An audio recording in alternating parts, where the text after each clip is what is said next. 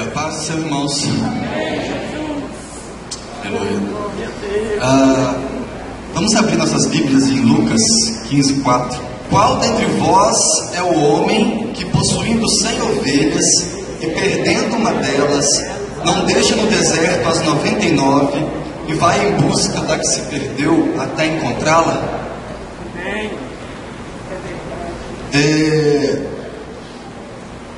A gente cada vez mais vive numa realidade, num mundo onde os desafios de resgatar o perdido e de não perder aquele que a gente está educando e formando aqui se tornam maiores, né?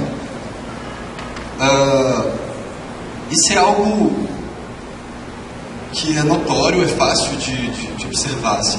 Toda vez que a gente olha um vídeo da história da igreja e vê aqueles vários rostos que a gente não vê mais no nosso meio, a gente tem que parar e pensar, o que está acontecendo com esse mundo, né? É bem importante a gente entender que no final das contas a jornada de cada um é individual. A sua jornada é pessoal, a sua jornada de fé. A jornada dos meus filhos são pessoais, individuais, e eu não vou conseguir andar um caminho por eles.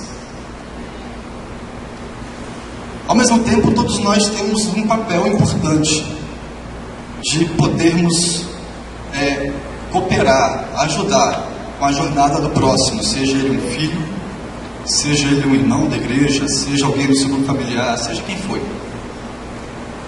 E é sobre isso que a gente quer compartilhar aqui hoje, uma palavra que o Senhor me deu quando eu estava fazendo uma pesquisa. Eu estava lendo uma pesquisa feita por um instituto americano chamado Barna Research Group. E o objetivo desse instituto é fazer pesquisas e estatísticas, especialmente nos Estados Unidos, sobre a saúde espiritual das famílias cristãs, das congregações cristãs, dos ministérios cristãos. E eles fizeram um conjunto de entrevistas com jovens de 18 a 29 anos, muitos jovens, milhares de jovens, que cresceram no ambiente da igreja, que quando eram adolescentes eram firmes e ativos na igreja. Esse era o critério. Se era um jovem, estava entre 18 e 29 anos, na sua infância e adolescência estava ativo na igreja, eles incluíram na pesquisa. E o que me chamou a atenção para esse estudo é que 60% desses jovens entrevistados não estavam mais na igreja. 60%. É um número muito grande. Pessoas que tiveram a oportunidade de aprender desde pequeno o Evangelho e não estavam mais. Quando eu vi esse número, eu me interessei por me aprofundar mais no estudo, entender um pouco mais que tipo de informação e reflexão eu poderia extrair desse estudo. É claro que a realidade no Brasil é um pouco diferente da realidade americana, nós somos uma cultura um pouco diferente, mas não tão diferente, especialmente nos grandes centros urbanos, né? E quando me aprofundei mais no estudo, para minha surpresa, ele se mostrou algo que foi muito importante para mim, assim, para eu refletir sobre o modo como eu tenho educado os meus filhos,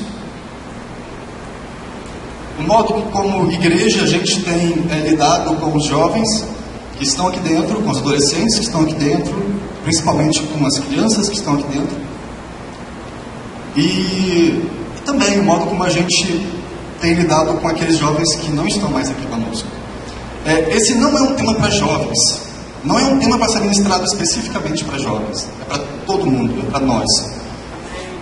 Porque nós, em algum ponto, somos ou seremos pais e irmãos e Cristo e irmãos de encargo e servos de Deus com ministério e responsabilidade em ajudar o próximo.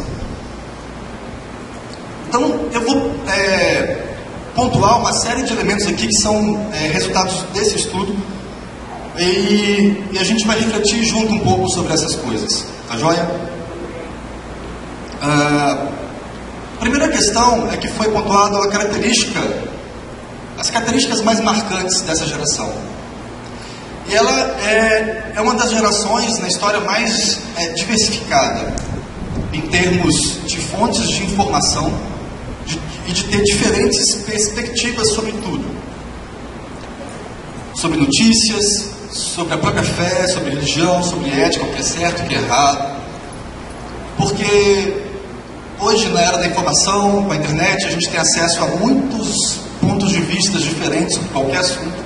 Você está numa sala de aula, mas você vai na internet, você já ouve dezenas de outras opiniões diferentes daquela que o professor está dizendo.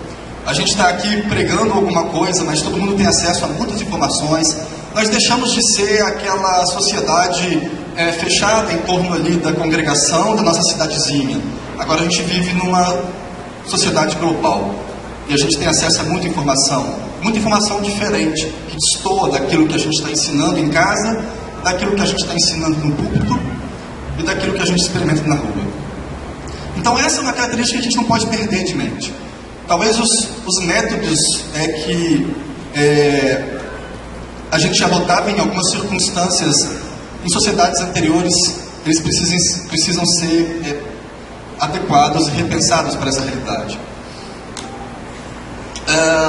Uma outra perspectiva interessante é que essa juventude ela tem tantas ferramentas e tantos exemplos de pessoas anônimas que foram lá e fizeram algo, que ganharam grande projeção, que elas realmente se sentem capazes e impulsionadas a fazer muita coisa, e elas acreditam que elas podem fazer melhor. Elas ouvem uma música e elas falam, eu posso fazer uma música melhor. Elas veem um vídeo e elas pensam, eu poderia fazer esse vídeo e fazer até melhor. E elas se tornam extremamente críticas e exigentes, porque elas estão consumindo muito conteúdo, o tempo todo. Então, quando a gente vem e às vezes fala e tem uma atividade que é um pouco mais monótona, mas que tem um conteúdo relevante, às vezes ela acaba se dispersando e não se conectando a isso por causa da linguagem.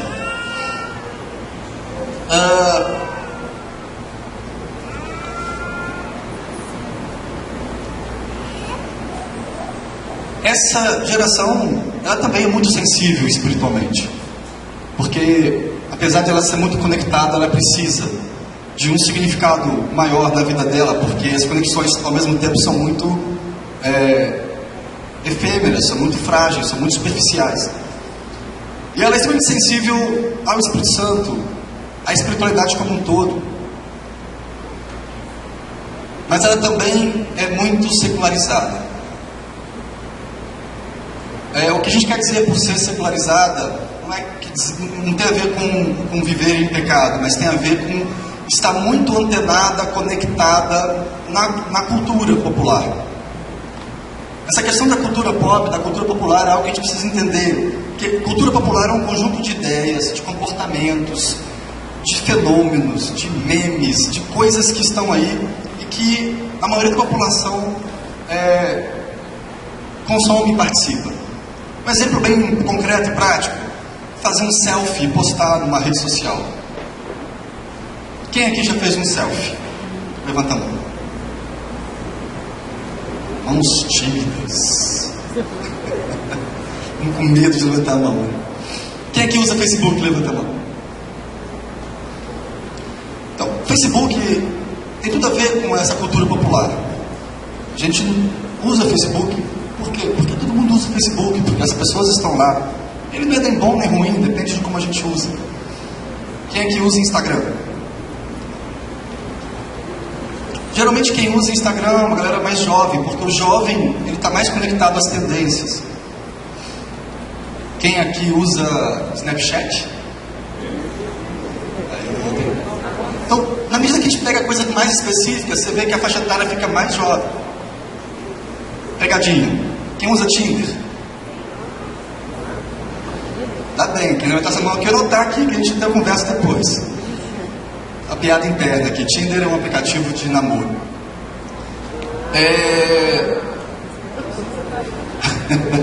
Preciso ensinar não, eles já sabem. Essa questão de ter uma conexão cultural, ela não é ruim. Abrindo um parênteses rápido, assim, eu pessoalmente, eu busco sistematicamente me para a cultura atual, ao que está rolando. Quem dita isso são os jovens. Então, assim, isso influencia o tipo de coisa que eu assisto, o tipo de música que eu ouço, o tipo de leitura que eu faço, os ambientes que eu frequento, as pessoas com que eu me relaciono fora do contexto da igreja. Eu busco entender o que está rolando na nossa época. É importante fazer uma distinção entre secular e mundo, assim, porque mundo tem a ver com uma vida de pecado, mundo tem a ver com uma vida sem Deus. Viver no mundo é viver sem Deus, é viver no pecado. Secular está ligado a uma cultura de um lugar e de uma época. E é verdade que existem coisas dentro de uma cultura que são inimigas de Deus, que elas são pretexto de serem cultura, mas são oposições diretas ao reino de Deus e aos princípios de Deus. A nossa cultura, por exemplo, desvaloriza e tenta desmontar e desconstruir a família, o casamento. Isso é cultura e é contrário a Deus. Mas existem outras coisas que são da cultura, que são da época e que não são contrárias a Deus. E que estão mais no campo do que convém e do que não convém pra gente. Convém eu ver um certo tipo de filme, ou assistir jogar um certo tipo de jogo, ou enfim, usar certo tipo de roupa. Isso são coisas que mudam mesmo de tempo em tempo. E se a gente estiver com decência debaixo do senhorio de Jesus, a gente não precisa se contaminar com o mundo, mesmo estando conectado à cultura. Eu estou fazendo essa introdução porque eu acho importante, porque a gente poderia escolher, eventualmente, viver numa sociedade alternativa, onde a gente não estaria em contato com a cultura desse século. E com certeza seria muito mais fácil para nós vivermos uma vida sem pecado, se nós nos fechássemos em torno de nós mesmos e vivêssemos, sabe, todo mundo aqui largasse seus empregos, a gente fosse para uma fazenda e lá a gente ia plantar, ia comer, ia viver, ia se alegrar. Eu acho que seria muito mais fácil. Só que não é plano de Deus que a gente faça isso. Em nenhum momento Deus, Jesus, enfim, a Bíblia pediu isso da gente. Jesus orando, ele falou explicitamente em João 17: não peço que os tires do mundo, e sim que os guardes do mal.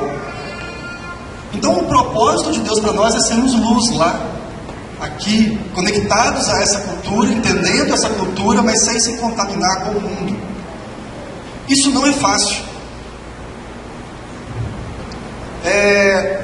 E talvez essa ideia da gente se isolar numa sociedade alternativa, os mesmos princípios, inconscientemente, talvez a gente aplique quando a gente tenta blindar a nossa família, tenta blindar a igreja e tenta blindar os que a gente ama da cultura, porque a cultura traz consigo o mundo. E cabe cada um de nós separar o que é mundo e o que não é mundo. Só que isso traz riscos. Voltando ao estudo, vocês estão comigo? Amém. Voltando à pesquisa que foi feita, o irmão, o nome dele é David Kinnaman, ele identificou que desses 60% que estavam afastados, eles não tinham a mesma história. E ele identificou 3 grandes grupos. Um grupo que ele chamou de pródigos. Ele percebeu que 10% desses desviados, eles afirmavam que não criam mais em Jesus, não criam mais na Bíblia, eles abandonaram completamente a fé, se tornaram pessoas céticas. 10% desses 60%.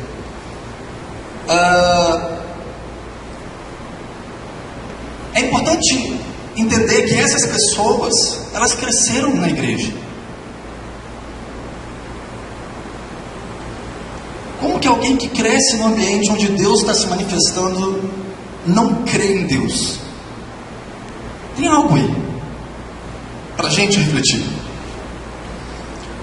O segundo grupo, ele chamou de nômades. Nômades são pessoas que não têm uma habitação fixa, né? Perambulando, rodando. 40% 40%, um grupo mais expressivo de todos, 40% desses aí, eles abandonaram a sua religião, a sua congregação, eles não se identificam mais como os membros daquela religião ou daquela congregação, mas ainda afirmam serem cristãos, ainda dizem eu creio em Jesus. Só que eles tipicamente estão decepcionados e frustrados com as religiões, com a igreja, e eles não se imaginam participando de novo num tipo de grupo desse.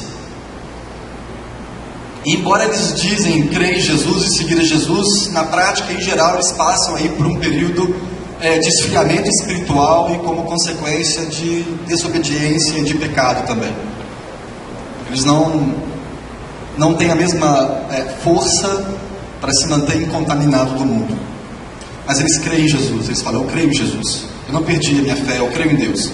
Eu não creio mais nessas instituições, e nem nas congregações, e nem nas religiões, e nem nas pessoas, e nem... São pessoas feridas também. E são pessoas que cresceram no nosso meio. Estavam aí. E 20% são o que ele chama de exilados. Os exilados são pessoas que se sentem divididos entre a igreja e o secular, entre o ambiente seguro da fé dos seus pais, que eles creem, que eles reconhecem como seguro,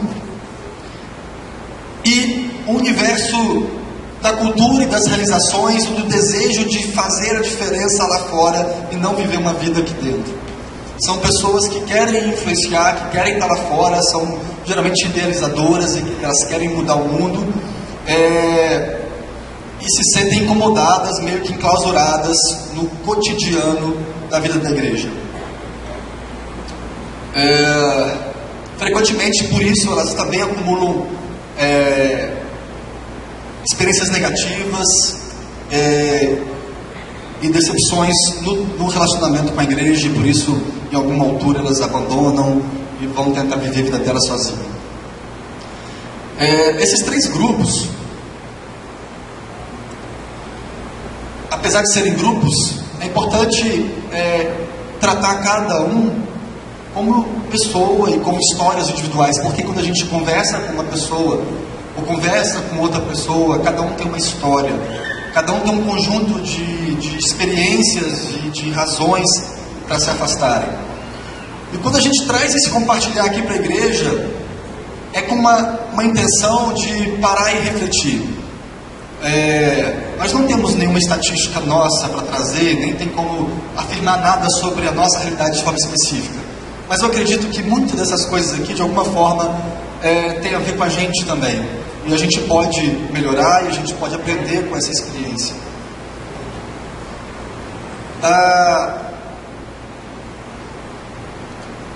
O estudo do irmão Kinnaman, ele apontou 6 razões principais. Ele perguntou a esses milhares de jovens que ele entrevistou quais eram as razões principais para eles estarem ali, onde eles estavam, na situação que eles se encontravam. Ele compilou as 6 principais razões. Eu quero pontuar isso e depois concluir a nossa meditação com uma reflexão prática sobre a nossa vida. A primeira grande razão é o que ele classificou como uma espiritualidade superficial, ou uma falta de intimidade com Deus. Eu tenho um filho de 8 anos e uma filha de 4. Eu estava estudando essas coisas, eu cheguei para meu filho de 8 anos e fiz uma pergunta para ele. Falei, Bruno, me conta aí um milagre que tem acontecido assim no nosso meio, na igreja, que você se recorde. E ele não soube apontar nenhum.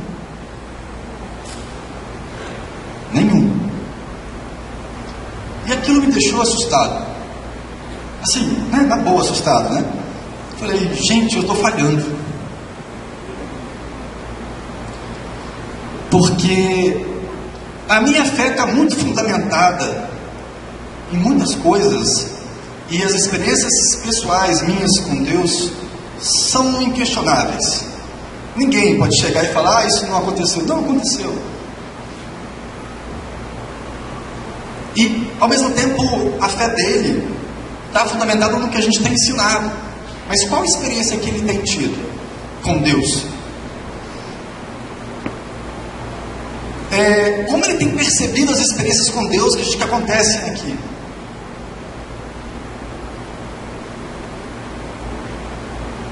As crianças, elas são muito sensíveis. E mais do que tudo, elas acreditam cegamente no que a gente fala. Então, se a gente fala, está falado, é verdade. Só que daqui a pouco ele vai ser um adolescente. Ele vai crescer, ele vai desenvolver um senso crítico. Ele vai se tornar uma pessoa mais sedenta de Deus, mais sensível ainda. Porém, ele não vai ser mais uma criança inocente. Ele vai olhar e vai questionar. E se ele não encontrar na vida dele, ao redor dele, na casa dele, na igreja, um Deus vivo, presente, real, que ele aprendeu na infância, ele vai começar a pensar: será que tudo é real mesmo? Sabe, o quão real é essa história toda? E aí ele vai começar a sofrer influências na escola de outros pensamentos e de outras ideias. E dúvidas vão começar a surgir no coração dele.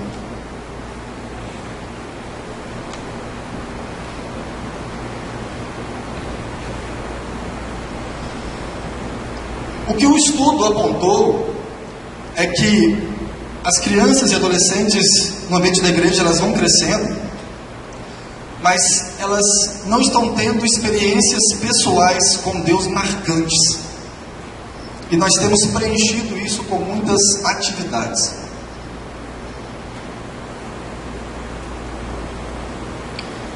Um dos pilares dessa intimidade com Deus é o relacionamento íntimo com o Espírito Santo. É aquela experiência de orar e ver a realidade ao seu redor se alterando. E saber que aquilo é real. É de ouvir Deus falando através da Bíblia. Esse é um outro pilar importante para a vida e para a saúde espiritual. De ter essa relação com a Bíblia não como um livro chato e esquisito, mas como um canal de intimidade, de comunhão com Deus e com o Espírito Santo. E de ver esses pequenos milagres no dia a dia, mas de vez em quando também milagres de deixar boca aberta. De vez em quando é importante um mar vermelho se abrir. De vez em quando é importante para a nossa fé. É importante. Essa geração é a mais ocupada de todas, com mais atividades, com todos os aspectos, não só da igreja, sabe, de atividades lá fora, de futebol, de inglês, disso, daquilo. É a geração mais ocupada da história. E trazendo para a igreja, a gente precisa pensar e talvez refletir um pouquinho sobre que tipo de atividade, de ocupação a gente tem criado. Que tipo de oportunidade que a gente tem dado às nossas crianças, adolescentes e jovens de experimentarem o poder de Deus. Porque é isso que vai sustentá-los.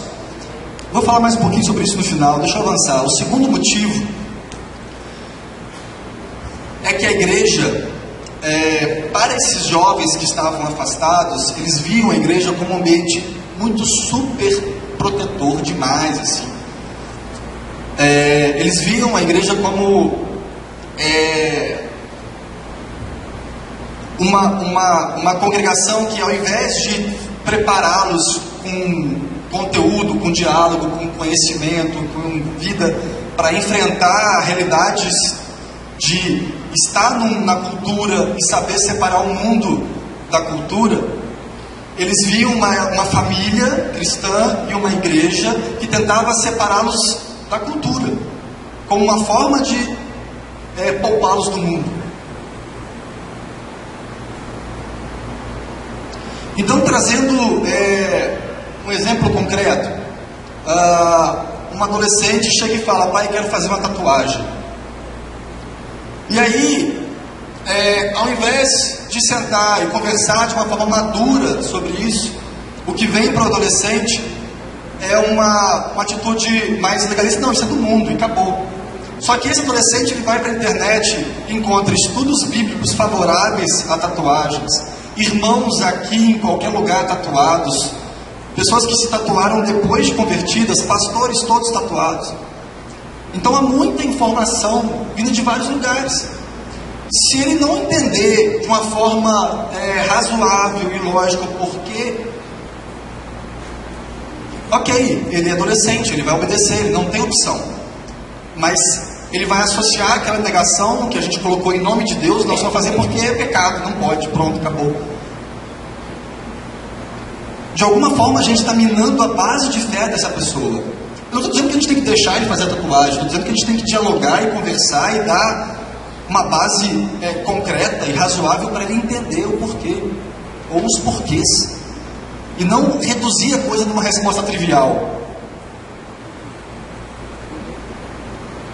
E se é uma questão de, não, é pecado e acabou, porque tem coisas que são pecado e acabou, não se furtar também de conversar sobre o porquê, eventualmente, uma outra congregação, ou fulano, ou beltrano faz. Quer dizer, a conversa, o diálogo tem que ser aberto. O que eu estou falando, não sou eu falando, foram as ponderações feitas pelos próprios jovens. O que eles sentiam, por que eles se frustraram. O que eles sentiam é que eles estavam tentando ser blindados de tudo, mas eles queriam se conectar à cultura, eles queriam estar andando com as pessoas. E é claro que é difícil passar por isso sem sofrer nenhum dano, eles iam pecar. Mas para eles serem pessoas espiritualmente adultas, maduras, eles precisam aprender a caminhar com as próprias pernas. Nosso papel vai ser educá-los, vai ser apoiá-los. Irmãos, isso é muito difícil. Isso não é fácil. Encontrar esse meio termo, conseguir equilibrar essas coisas.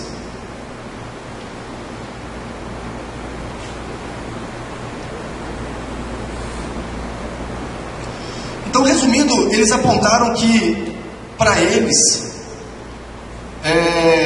a igreja e as famílias lidavam de uma forma muito baseada no medo, assim, o medo de se afastarem da vida que todos idealizaram para eles. Então, por causa desse medo, não deixava fazer isso ou aquilo, o medo de seguirem uma doutrina diferente, de fazerem isso, como se fosse possível controlá-los, como se estivesse vivendo, sabe, há tempos atrás, onde a gente vivia numa cidadezinha e se você não deixasse o menino sair de casa, ele não ia receber nenhuma outra influência, porque ele não saiu de casa. Hoje ele roda o mundo inteiro pelo computador dele, pelo celular dele.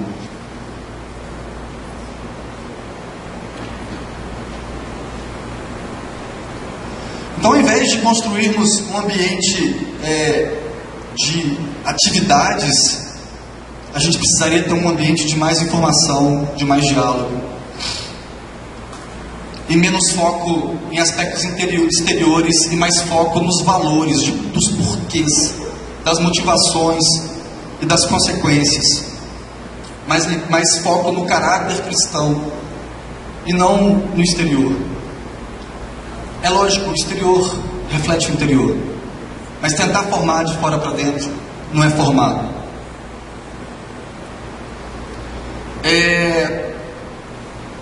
Uma coisa que é bem importante em nenhum momento a gente está falando de relativizar qualquer coisa por causa dessa realidade. O que é absoluto é absoluto, o que é verdade é verdade. A palavra de Deus permanece para sempre. O que a gente está falando é de compreender essa realidade, esse cenário, e atuar nessa nova realidade de uma forma que seja mais eficaz, de uma forma que a gente possa realmente ajudá-los mais, porque os números, pelo menos lá nos Estados Unidos, estão mostrando que não está sendo eficaz. O terceiro motivo que eles apresentaram foi que a fé cristã, para eles, é muitas vezes apresentada como algo oposto ao pensamento científico. A crítica principal que eles fizeram, tem várias frases lá no estudo, assim, na pesquisa, e uma das críticas que eles fizeram muito é que eles acham que a gente, especialmente aqui que está pregando aqui na frente, é muito confiante em afirmar algumas coisas, ignorando uma série de fatos científicos,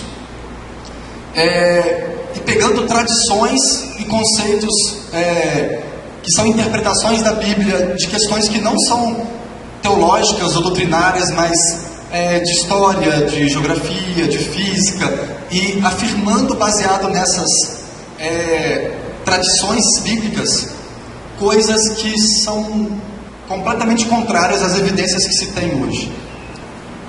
Como assim? Por exemplo, há uma tradição judaica, e o calendário judaico é baseado nisso, de que a Terra tem 6.000 anos. O ano judaico atual é 5.000, sei lá quanto, quase 6.000.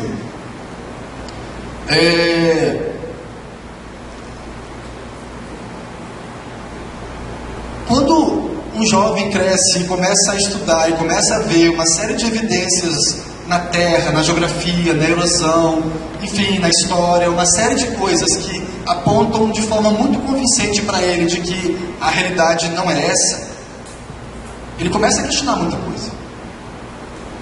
E se a gente parar para pensar, a Bíblia diz que a Terra tem 6.000 anos? Não. Existem estudos que defendem esse ponto. Existem estudos que defendem outros pontos. Eu não quero polemizar a questão aqui.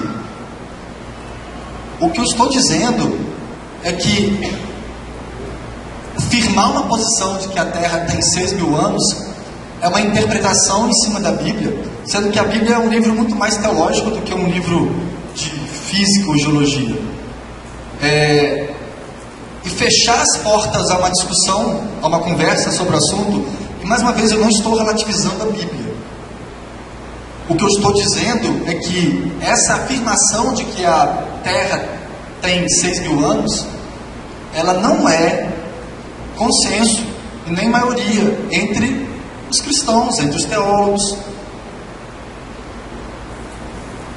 Então, se eu tenho esse entendimento, vamos supor que eu tenho esse entendimento, eu entendo que a Terra tem 6.000 anos, eu creio nisso. A crítica deles é que, ao invés de vir aqui falar, eu creio nisso, apesar da ciência dizer isso assim, eu creio nisso, o modo como eu interpreto a Bíblia é isso. Não, eu venho aqui e falo categoricamente que a Terra tem 6.000 anos, e se ele levantar a mão e fazer uma pergunta, mas não tem, não sei o quê, eu falo, mas você não crê na Bíblia não? Você não crê em Deus não? E aí eu jogo toda uma carga de toda a fé dele em cima dessa questão. Você crê ou não crê em Deus? Você crê ou não crê na Bíblia? Em cima de uma questão muito frágil. A Terra tem 6.000 anos. E esse menino vai crescer, e ele vai estudar, e ele vai desenvolver uma visão em relação a esse assunto.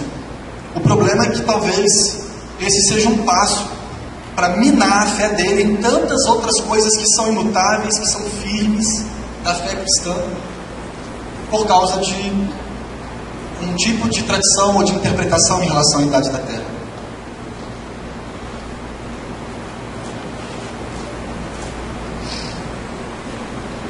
No final das contas, a nossa fé é racional. A Bíblia diz que o nosso culto é racional. Eu gosto de uma frase de Jó. Jó diz assim: eu te conhecia só de ouvir, mas agora os meus olhos te veem. Tudo que Jó passou, antes ele conhecia baseado no que os outros falavam e ele cria. Mas quando os olhos dele viram e ele experimentou o Deus poderoso, que fez tudo o que fez com ele, agora ele tem motivos, ele tem evidências para crer nesse Deus, para ter uma fé inabalável nesse Deus, porque não é mais pelo que os pais dele ensinaram para ele, mas é pelo que ele viu, pelo que ele experimentou. Então, no final das contas, a gente está falando de dar uma fé, uma base sólida para os nossos jovens, para os nossos adolescentes, e isso não tem como deixar de passar por ouvi-los, por discutir, por dar margem a questões.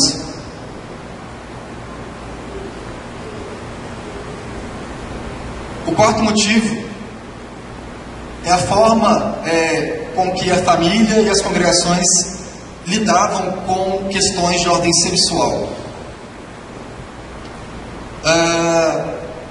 Essa questão da santidade no sexo sempre foi, eu acho que sempre vai ser uma questão delicada, uma luta entre os jovens. Eles estão, obviamente, desenvolvendo todo o aparato sexual e o desejo sexual, e tem os hormônios à flor da pele, tem todas as pressões sociais, etc., pelo sexo. Então não é surpresa a gente encontrar essa luta nessa fase. Talvez o que a gente pode pontuar, que hoje complica um pouco mais a situação, e que o estudo mostrou, são 2 itens. Um é o fato da nossa cultura ser muito hipersexualizada desde a infância. O acesso a informações e a imagens. Eu não estou falando de pornografia explícita, estou falando da propaganda de cerveja na televisão. Eu estou falando de pequenas coisas que as crianças estão desde pequenas sendo influenciadas. Também o acesso depois da adolescência ao sexo. Mais uma vez, estou nem entrando no mérito da internet e da pornografia, estou falando do acesso ao sexo em carne e osso, a facilidade em conseguir sexo e as pressões que isso gera. Um outro aspecto cultural que é da nossa época é o fato dos jovens estarem casando cada vez mais tarde. Cada vez mais tarde. Isso quer dizer que eles precisam manter e sustentar uma vida de santidade por mais tempo. Eles têm outras prioridades, eles têm a profissão deles, eles têm alguns projetos, depois eles vão casar.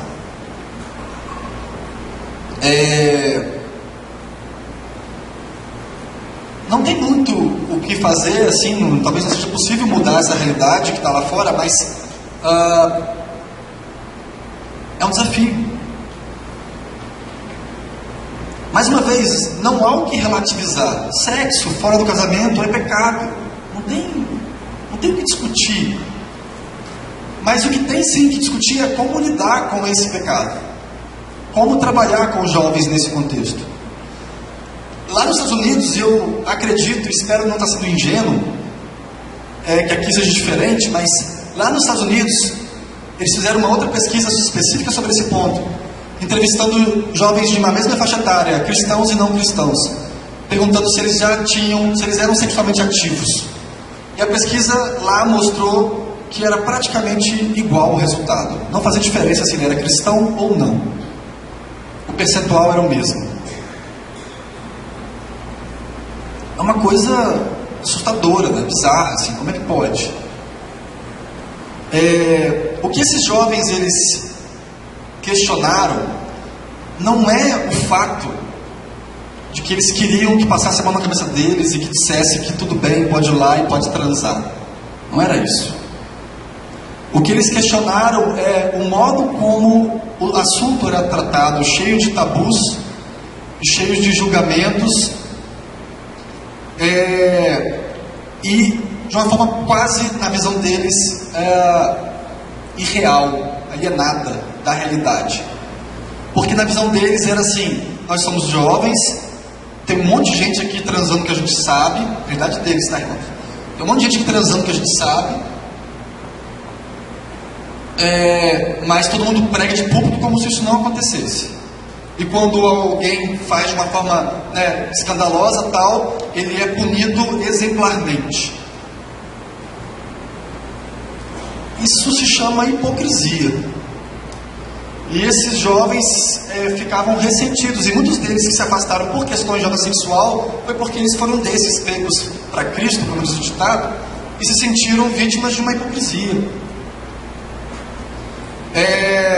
Não se conversava sobre o assunto.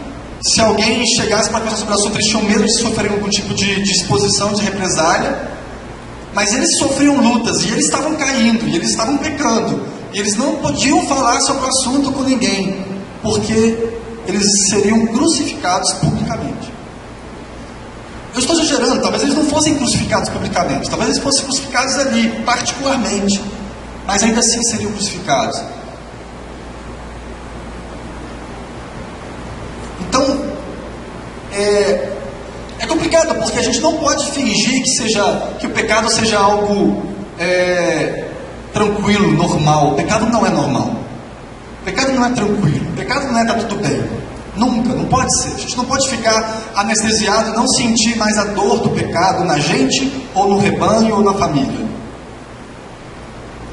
Mas, do outro lado, a gente não pode se cercar de de uma atitude legalista e sei lá, de que fechar os olhos para uma realidade e não tratar a realidade.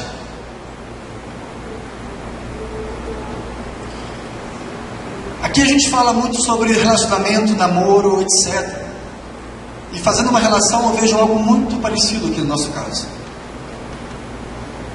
Onde a gente tem uma dificuldade enorme de trabalhar esse assunto, de tratar esse assunto. A coisa parece que vai escorregando pelos dedos, vai perdendo o controle. E aí?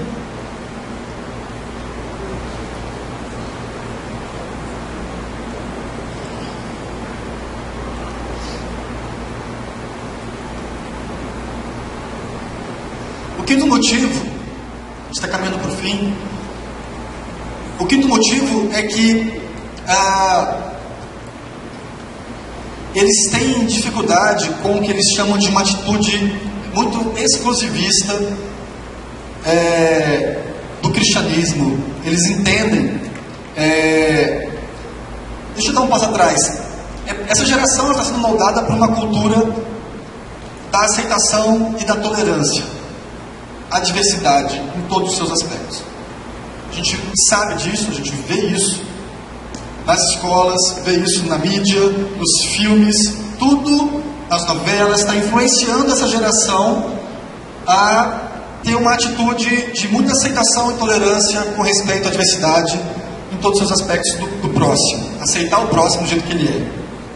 Então é uma geração muito mais eclética, de mente aberta e entre aspas, em termos de diversidade cultural, diversidade sexual, diversidade de fé e religião, diversidade de fontes de conhecimento e de autoridades.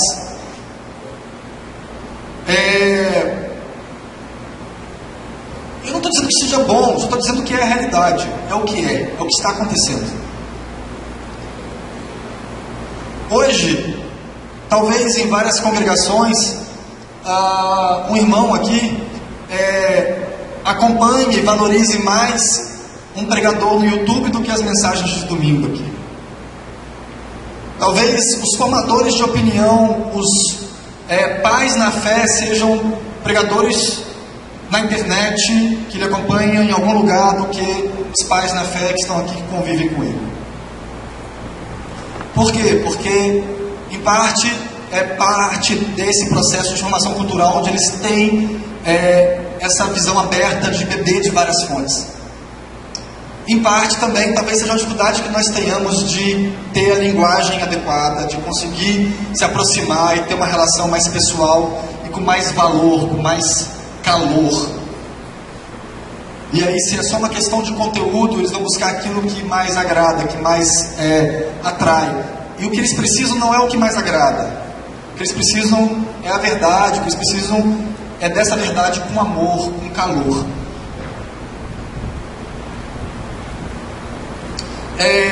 Para essa geração, comparando com gerações anteriores, é muito mais fácil, por exemplo, ter um amigo, assim, amigão, assim, que é muito contrário em vários princípios importantes da sua vida. Tipo, ele é ateu, ele é homossexual, ele é esotérico, ele, de alguma forma, há elementos importantes na sua convicção de fé e de valores que conflitam com ele, mas ainda assim essa geração aprendeu a gente respeita isso, a gente é amigo, a gente é brother, tá tranquilo, não tem nenhum problema. E eu não estou criticando isso, eu não acho que a gente deve ter preconceito contra nenhuma pessoa. Só o que eu estou dizendo é que o que esse estudo mostrou é que essa geração encontra isso lá fora, está sendo trabalhado nessa perspectiva, mas quando ela vem aqui dentro, ela se sente muitas vezes desconfortável. Porque o modo como a gente se expressa, o modo como a gente coloca algumas coisas, são contrárias a essa visão de aceitação, de inclusão.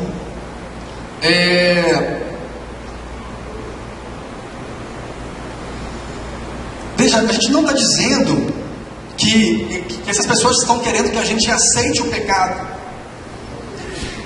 porque ela também não está aceitando o pecado, ela está aceitando ser amiga do pecador.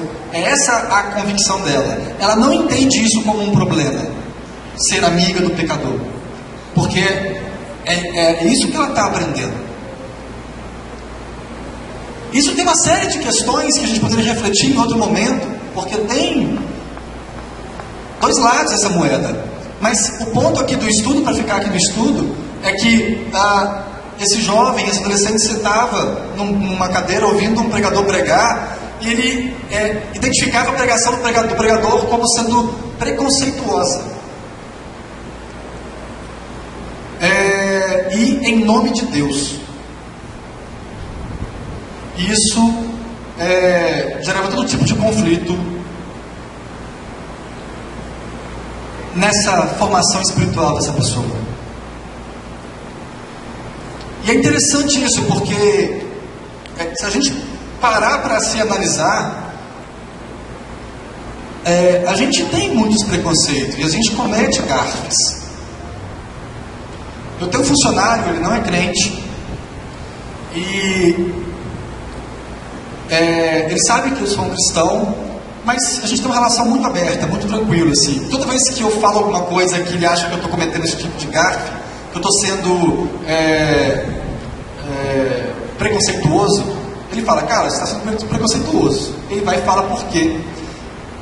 E muitas vezes ele tem razão, porque muitas vezes eu estou fazendo uma piadinha, fazendo uma brincadeira, que para mim é totalmente tranquilo. Se eu faço uma piadinha sobre gays, e tem um homossexual aqui, ele vai se sentir constrangido, vai se sentir agredido. Se eu faço uma piadinha com respeito, enfim, a mulheres, de repente tem uma mulher aqui que ela é mais preocupada com essa questão do machismo e tal, da sociedade e tal, ela vai se sentir ofendida. E isso é o que está aí na sociedade. Eu posso não ser preconceituoso, eu posso tomar um pouco de cuidado com as minhas colocações, sem deixar os valores de Deus, o papel da mulher, o papel do homem de lado, da sexualidade de lado. Quer dizer, a gente pode ser melhor. Mas, enfim, indo para o último tópico, um pouquinho antes, o que esses jovens apontaram a gente gostaria de encontrar nas palavras, nas ações da igreja e da nossa família, atitudes não de apoio ao pecado, mas de aceitação ao pecador, de uma forma que ele realmente se sentisse acolhido e não discriminado. E o motivo 6 é que para eles a igreja tem uma dificuldade de lidar com a dúvida e o questionamento. Vocês estão acompanhando? Amém? O amém foi mais baixo. Amém? Estão acompanhando? Duas palmas.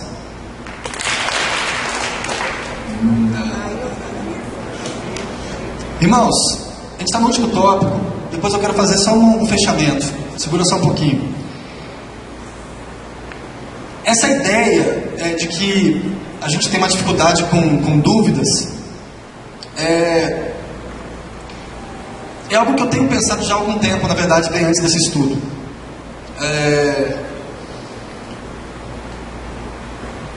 Talvez um pouco pela minha formação. Eu tenho uma formação acadêmica muito investigativa, de fazer muitas perguntas, assim.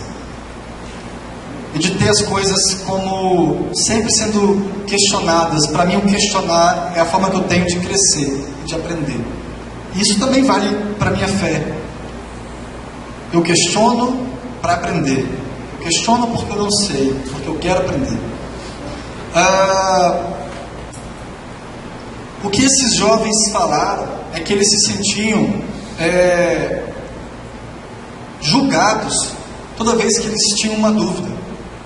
Se eles ouvissem uma mensagem e ela não fizesse sentido para eles, e eles externassem isso, eles eram julgados como pessoas que não creem, como pessoas que não têm fé, como pessoas porque nós somos da fé, nós temos que crer, como se ele tivesse que aceitar sem questionar tudo que fosse falado, porque alguém disse que está escrito, e ele está questionando, o cara só repete, mas está escrito, e não dá nenhum argumento de, tá bom, mas está escrito, mas vamos lá ver então, o que está escrito?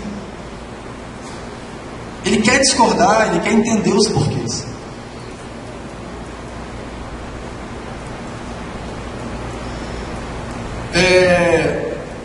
Outra crítica é que a pessoa que questiona muito, ela é tida como rebelde. Ela não é uma pessoa submissa, ela é rebelde. É claro que discordar não significa estar certo. Se eu estou discordando, não é porque eu tenho uma posição certa, porque senão eu estou sendo incoerente. Eu estou discordando porque não está parecendo fazer sentido para mim. Talvez falte uma explicação mais adequada para mim, talvez falte um conhecimento para mim, e eventualmente talvez até esteja certo, mas no momento não está fazendo sentido para mim.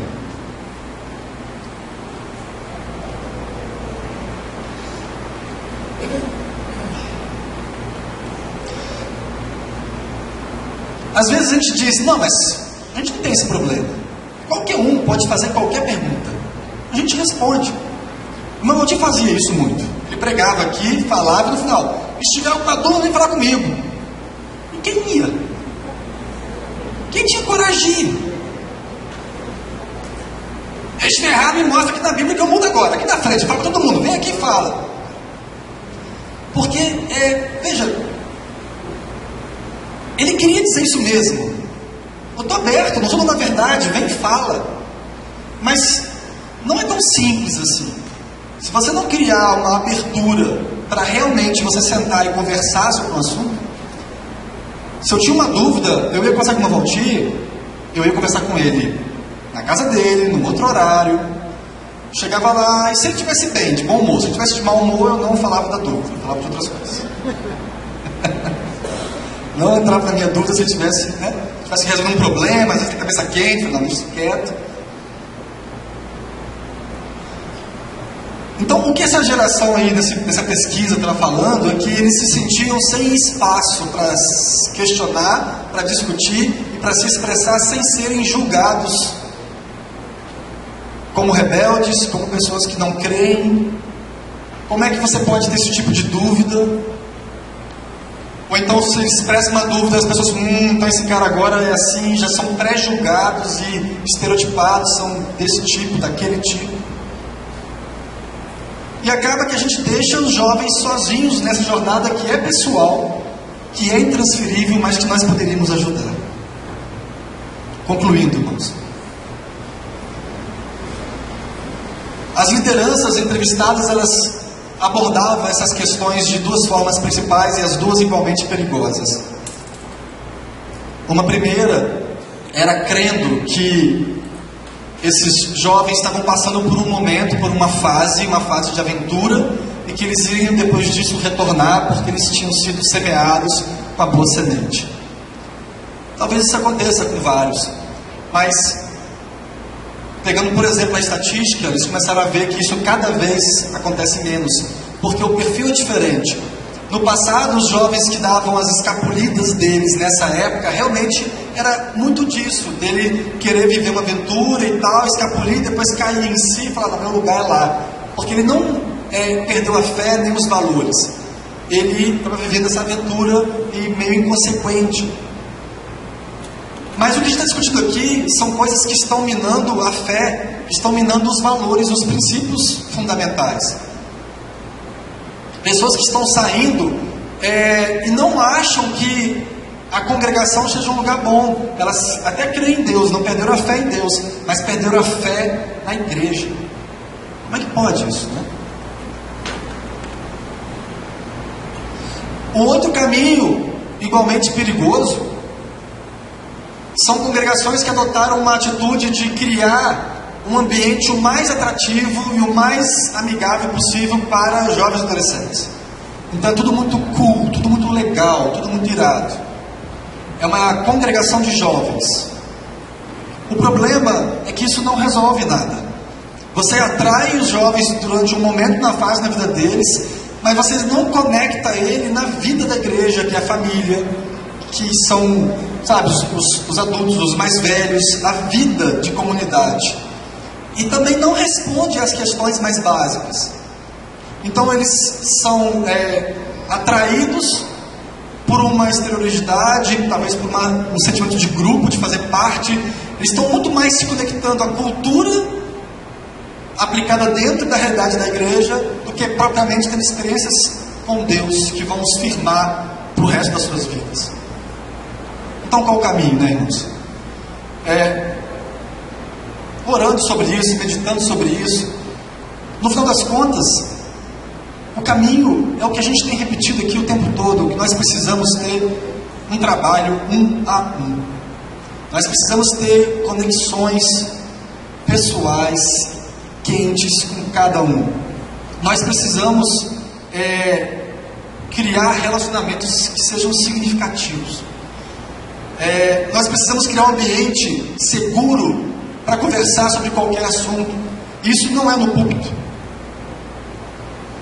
Porque quando alguém me faz algum tipo de pergunta, eu vou considerar a vivência espiritual dele, o conhecimento dele nesse assunto, vou considerar uma série de coisas bem específicas e vou poder conversar com ele dentro do que eu posso naquele assunto. Se alguém me faz uma pergunta sobre a idade da Terra, que a gente exemplificou aqui, vou poder conversar. Qual é a base dessa pessoa? Ela está estudando? Por que ela tem essa dúvida? Vou fazer várias perguntas antes de tentar responder. E vou entender a questão, a base da questão. Se ela tem uma questão, uma dúvida de ordem sexual, tem lutas, não são coisas que a gente vai tratar aqui de púlpito, assim, de metralhadora giratória. Então, a primeira resposta precisamos ter relacionamentos individuais e pessoais. E a segunda resposta precisamos criar um ambiente onde as crianças, os adolescentes e os jovens têm experiências profundas e marcantes com Deus. Nós trazemos elas para as reuniões. Muitas vezes elas vêm porque a gente trouxe. E a gente tem que trazer mesmo, está certo trazer. Elas têm que estar aqui sentadas. Só que às vezes elas não estão conectadas com o que está rolando aqui. Elas acham isso chato. A gente canta lá para a direita, para a esquerda, por todo lado, rodando, elas ficam assim, nossa, que bando de retardado rodando aqui. Elas não estão, experimentando isso da forma como a gente está experimentando às vezes. E aí? Eu acredito que conhecer Deus e experimentar Deus, conhecer a glória de Deus, ir ser luz nas trevas. Se você pega uma criança e vai fazer um trabalho para visitar uma casa de recuperação de dependentes químicos, e ela começa a entender o que é dependência química, como essas pessoas estão sendo transformadas, porque ela vai ouvir testemunhos pelo poder de Deus, pelo Espírito Santo, ela vai ter duas lições muito importantes sobre o quão forte pode ser uma dependência química, as drogas, o mundo, e quão muito mais forte ainda pode ser o poder de Deus para restaurar uma pessoa. Se a gente procura mostrar o que Deus tem feito, mostrar os milagres de Deus e levá-las a viver numa perspectiva de milagre todo dia, de intimidade com o Espírito Santo todo dia, isso não vai ser feito no domingo, isso não vai ser feito em reunião de jovens e adolescentes. A família tem um papel fundamental nesse processo. A igreja pode ajudar muito, mas com ações mais específicas de discipulado, de carregar a pessoa para ir com você e fazer uma visita e orar por um enfermo, ou enfim, fazer alguma coisa onde ela veja Deus se manifestando.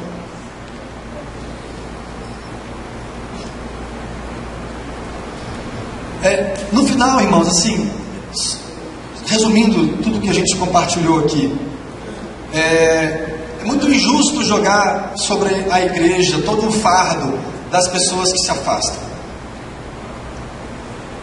porque cada um tem uma responsabilidade. Nós temos uma responsabilidade individual com Deus.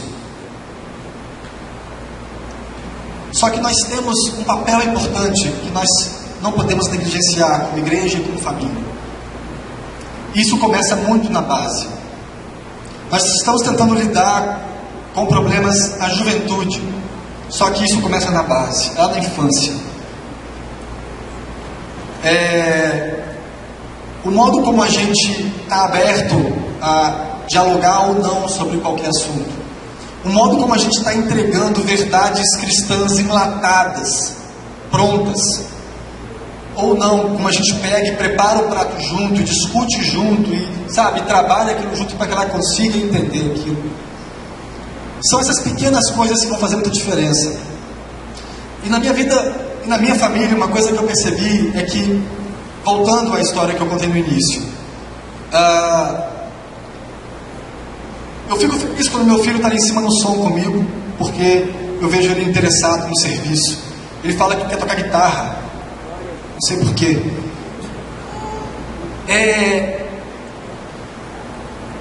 Só que quando eu perguntei para ele sobre o milagre que ele lembrava, ele não lembrou nenhum. Eu falei, estou falhando.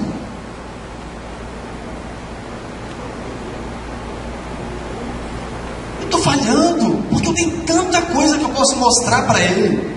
E não é argumento vazio.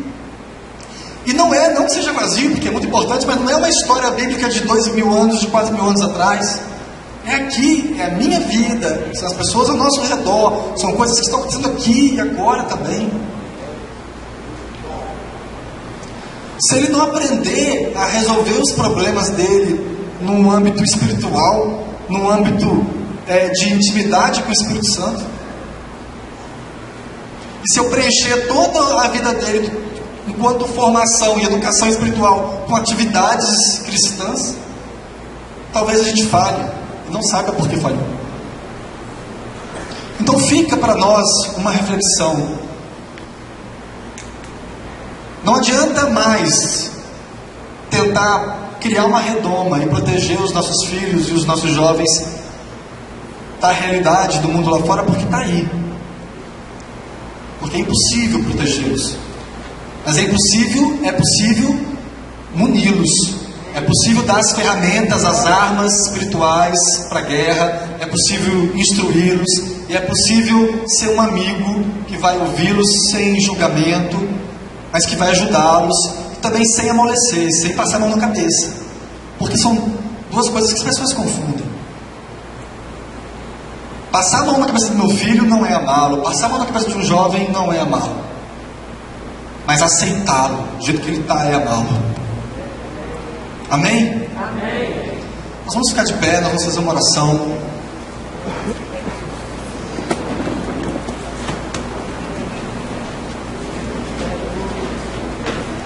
E durante essa oração, eu não sei a sua situação, talvez você tenha um filho adolescente, talvez você tenha um filho criança, talvez você não tenha filhos, talvez você seja um jovem passando por lutas e conflitos, e talvez você tenha se identificado com coisas que a gente comentou aqui. Eu não vou pedir para você vir à frente, mas coloca diante do Senhor. Talvez você fale, eu tenho crescido na igreja e eu não tenho uma experiência, uma intimidade profunda com Deus. Eu tenho uma vida espiritual superficial.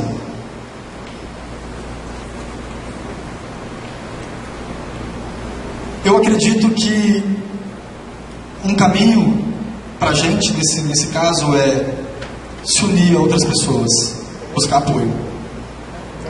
Porque você pode fazer um propósito aqui, que você vai para casa agora e vai ler a Bíblia, e vai jejuar, e em geral, isso não vai durar uma semana. Só que se você se aproximar daquelas pessoas que você sabe que vão te influenciar positivamente no reino, que vão te levar aonde é necessário que a luz brilhe, e que vão te tirar da zona de conforto, e que também vão confrontar as suas atitudes, você vai crescer, você vai amadurecer espiritualmente, e você vai vencer as suas lutas.